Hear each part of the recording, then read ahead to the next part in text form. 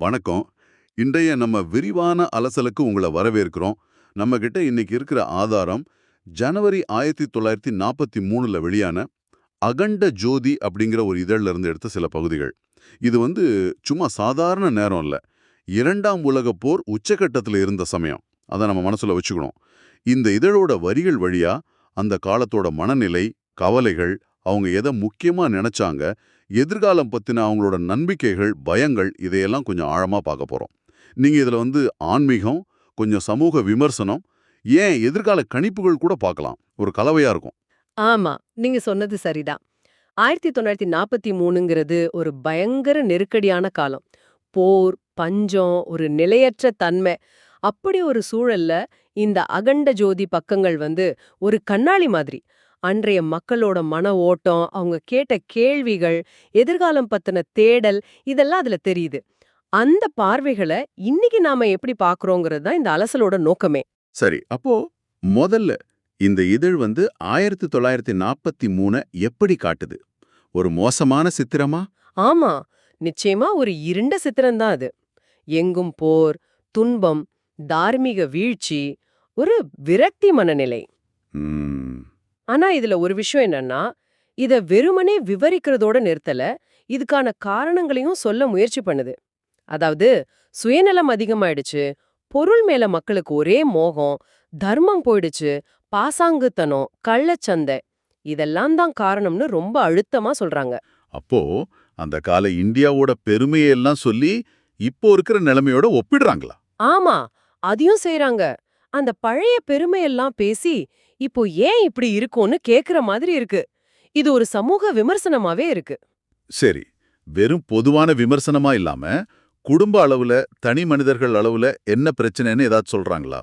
சொல்றாங்களே, குடும்பத்துக்குள்ள அந்த பிணைப்பு குறையுது, கணவன் மனைவி உறவுல சிக்கல், மக்கள் உண்மை பேசுறதில்ல, குடுத்த வாக்க காப்பாத்துறதில்ல, இந்த மாதிரி நேரடியான விஷயங்களையும் சொல்றாங்க. இது ஏதோ தத்துவம் மட்டும் இல்ல, அன்றைய நடைமுறை சிக்கல்களோட ஒரு பதிவு இது. ம், உண்மையிலே அந்த கால கவலையே காட்டுது. ஆனா இங்க ஒரு கேள்வி வருதுல்ல, தப்பே செய்யாத அப்பாவி மக்கள் ஏன் இவ்ளோ கஷ்டப்படணும்? போர்களால, பஞ்சத்தால. இத பத்தி பேசுதா அந்த இதழ்? மிக முக்கியமான கேள்வி. ஆமா, அதையும் கேக்குது.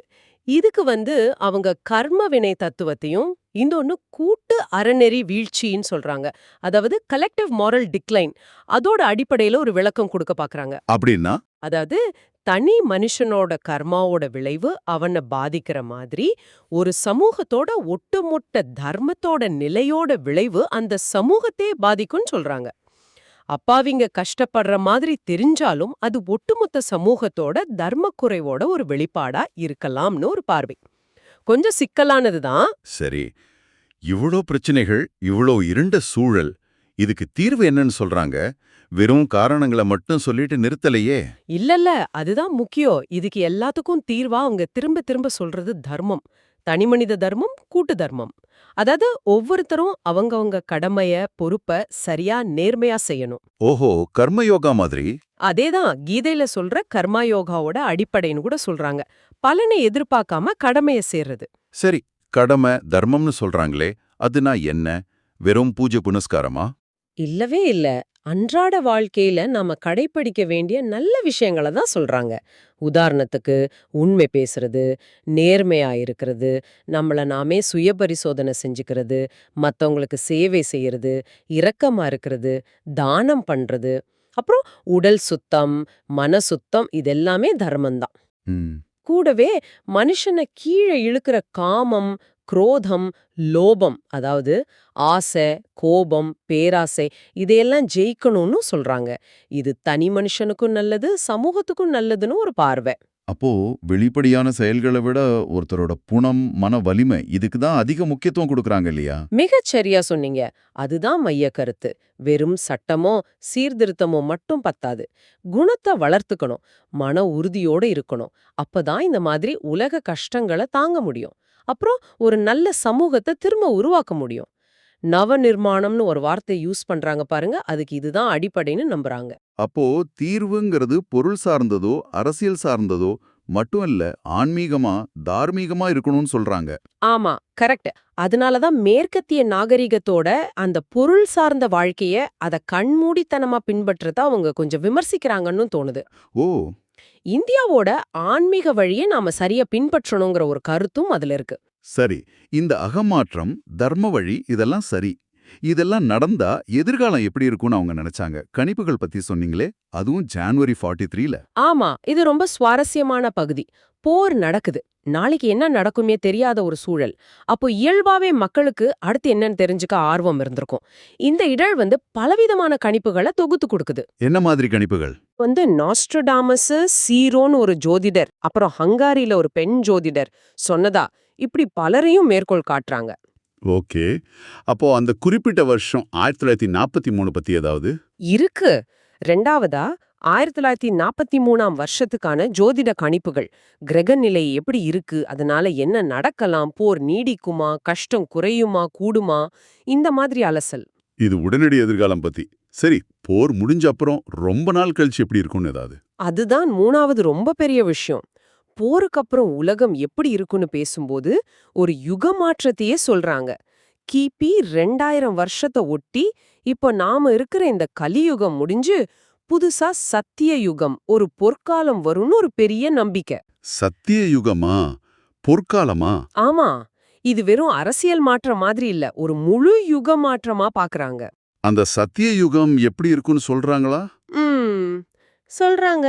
உலகத்துல அமைதி இருக்கும், நாடுகள்லாம் சண்டை போடாம ஒரு உலக கூட்டமைப்பு மாதிரி உருவாகலாம், ஆன்மீகத்துக்கு முக்கியத்துவம் கூடும், பொருளாசை குறையும், இந்தியாவோட ஞானம் உலகத்துக்கு வழிகாட்டும், சமூகத்துல நீதி, சமத்துவம் இதெல்லாம் இருக்கும்னு ரொம்ப ஒரு எப்படி சொல்றது, ஐடியலிஸ்டிக்கா சொல்றாங்க. கேட்கவே நல்லா இருக்கு. அந்த காலத்துல இது பெரிய நம்பிக்கையா இருந்திருக்கும். நிச்சயமா இந்த மாதிரி பெரிய விஷயங்கள் இல்லாம சின்ன சின்ன குறிப்பிட்ட கணிப்புகளும் இருக்கா? இருக்கு. சிலது சுவாரஸ்யமா இருக்கு.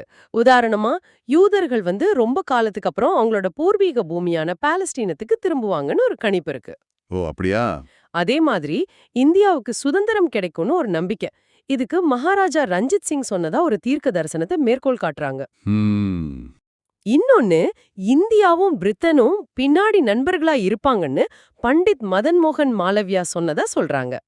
அப்போ இந்த கணிப்புகள்லாம் சும்மா சொல்லல. ஜோதிடம், பெரிய தீர்க்கதரிசிகள், ஆன்மீகவாதிகள், வரலாற்று நாயகர்கள் சொன்னதுன்னு பல ஆதாரங்களை வச்சு சொல்றாங்க. ஆமா, பல வகை ஆதாரங்கள்.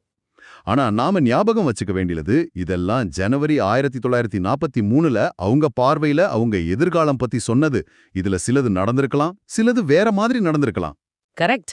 அதோட துல்லியத்தை விட அந்த கணிப்புகள் காட்டுற அன்றைய மக்களோட நம்பிக்கை, அவங்க ஏக்கம், ஒரு நல்ல காலத்துக்கான தேடல், அதுதான் நமக்கு முக்கியம். சரி, இந்த பெரிய தத்துவங்கள், கணிப்புகள்லாம் ஒரு பக்கம். அதே சமயம் எளிய மக்களுக்கு புரியற மாதிரி கதைகள், போதனைகள் ஏதாவது இருக்கா? ஓ, நிறையவே இருக்கு. தத்துவங்களை தாண்டி மனசுக்கு இதமா வழிகாட்டுற மாதிரி பல சின்ன சின்ன கதைகள், போதனைகள் இருக்கு. ரொம்ப எளிமையா இருக்கும், ஆனா கருத்து ஆழமா இருக்கும். ஒரு 2 உதாரணம் சொல்லுங்களேன். ராமதாஸ்னு ஒரு பக்தர் கதை இருக்கு. அதாவது பெரிய பெரிய பூஜை சடங்கை விட உண்மையான சாதாரண பக்தியே போதும் சாமி அடையறதுக்குன்னு சொல்ற மாதிரி ஒரு கதை. மனசுதான் முக்கியம். சரி, வேற? மனநிறைவு பத்தி ஒரு கதை. எவ்வளோ சொத்து இருந்தாலும் திருப்தி இல்லைன்னா சந்தோஷம் இல்லைன்னு சொல்றது. அப்புறம் வெறும் படைபலம், அதிகாரத்தை விட மன வலிமை, ஆன்மீக பலன்தான் பெருசு, அதுதான் நிக்கும்னு ஒரு கதை. இது அந்த போர்க்காலத்துக்கு பொருத்தமா இருக்கு. செல்வம், பக்தி இத பத்தியும்? ஆமா, பணக்காரனா இருந்தாலும் சரி, ஏழையா இருந்தாலும் சரி, பணிவா உண்மையா பக்தி செஞ்சா அதுதான் கடவுள் பாப்பாருன்னு ஒரு கதை. செல்வம் தப்பில்ல, ஆனா அத நல்ல வழிக்கு, தர்மத்துக்கு செலவு செய்யணும்னு சொல்றாங்க. ஓகே. இன்னொன்னு பித்ரு பூஜை, அதாவது முன்னோர்களை வழிபடுறதுனா என்னன்னு சொல்றாங்க. அது வெறும் சடங்கு இல்ல, உயிரோட இருக்கிற பெரியவங்கள மதிக்கிறது, குடும்ப கடமைய செய்யறது, தர்மமா வாழ்றது தான் உண்மையான பித்ரு பூஜைன்னு சொல்றாங்க. அப்போ இந்த கதைகள், போதனைகள் எல்லாத்துலயும் சில பொதுவான கருத்துகள் இருக்குதா? நிச்சயமா. திரும்ப திரும்ப வர்றது என்னன்னா, தர்ம வழியில நடக்கணும், பட்டற்று இருக்கணும், வைராகியம், கடவுள் மேல நம்பிக்கை வைக்கணும், இந்த உலக பொருள்லாம் நிரந்தரம் இல்ல, இந்த மாதிரி அடிப்படை கருத்துக்கள் தான். இது அந்த கஷ்ட காலத்துல மக்களுக்கு ஒரு மன உறுதியையும், ஒரு வழிகாட்டுதலையும், ஒரு நம்பிக்கையும் கொடுத்திருக்கும். சந்தேகமே இல்ல. ஆக இந்த ஜனவரி 1943 அகண்ட ஜோதி இதழோட சில பக்கங்களை நாம பார்த்தத வச்சு இரண்டாம் உலகப் போர் நேரத்துல இந்தியா எப்படி யோசிச்சுது, மக்களோட கவலை என்ன, போர், சமூக சீர்கேடு, அவங்களுக்கு என்ன மாதிரி ஆன்மீக வழிகாட்டல் தேவைப்பட்டுச்சு, தர்மம், குணநலன், எதிர்காலம் பத்தி என்ன கனவு கண்டாங்கன்னு ஒரு ஓரளவுக்கு நம்மள புரிஞ்சுக்க முடியுது. இதுல திரும்ப திரும்ப சொல்ற ஒரு விஷயம், வெளியுலக பிரச்சனை எவ்ளோ பெருசா இருந்தாலும் தீர்வு உள்ளே இருந்து தான் வரணும். நம்மளோட அகமாற்றம், தர்மம், நேர்மை, இரக்கம், இதுதான் ஒரு நல்ல எதிர்காலத்துக்கு வழின்னு ஆழமா நம்பியிருக்காங்க. ஆமா, அதோட காலம் ஒரு சக்கரம் மாதிரி. கஷ்டகாலம் போய் நல்ல காலம், சத்தியயுகம் கண்டிப்பா வருங்கிற அந்த நம்பிக்கை அவங்களுக்கு ஒரு பெரிய பலமா இருந்திருக்கும். இப்போ இந்த அலசலோட இறுதியா உங்ககிட்ட ஒரு கேள்வியோட முடிக்கிறோம்.